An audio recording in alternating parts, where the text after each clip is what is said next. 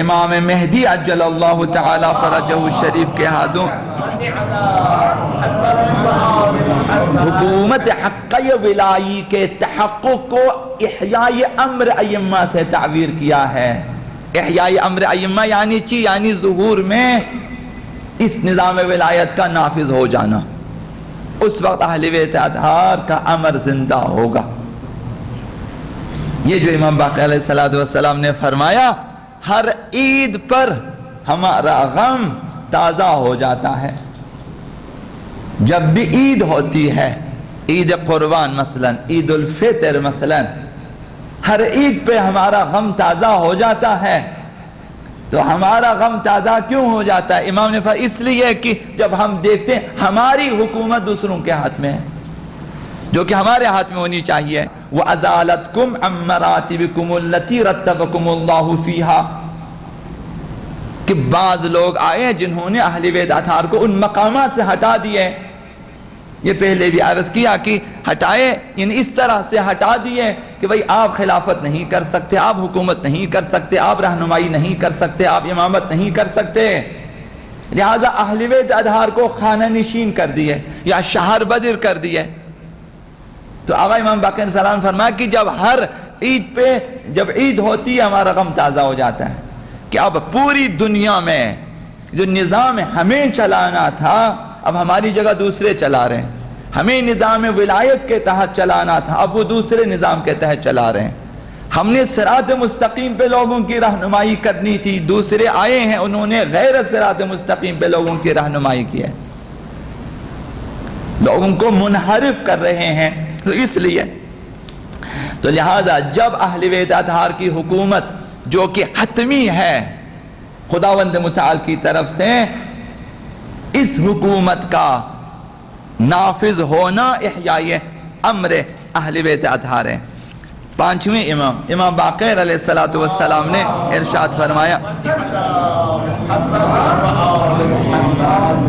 مشکلات آئیں گی، تمہارے لیے مشکلات آئیں گی، یہ مشکلات اس وقت جب تمہارا امام غائب ہوگا۔ تو امام نے فرمایا یأتی علی الناس زمان، لوگوں پہ ایسا زمانہ آنے والا ہے جو کہ یہ آ چکا ہے، یہی زمانہ غیبت، کہ یغیب عنہم امامہم، ان کا امام غائب ہوگا، لوگوں کا امام غائب ہے، مثلا امام زمان سے 12ویں لعل ولایت غائب ہیں۔ فیا طوبی للثابتین علی امرنا فی ذلک الزمان، اس زمانے میں جبکہ نظام ولایت کے نافذ کرنے والے پردے غیب میں ہیں، اب شیعوں کی ذمہ داری ہے کسی نہ کسی طرح سے اسی نظام پہ ثابت قدم رکھیں، خود کو اور دوستوں کو اور چاہنے والوں کو، یہ مشکل ہے۔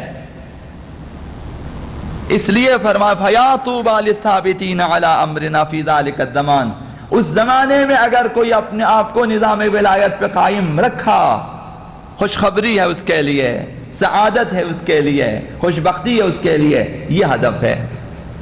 نظام ولایت پہ لوگوں کو ثابت قدم رکھنا یہ اہداف عزاداری ہے۔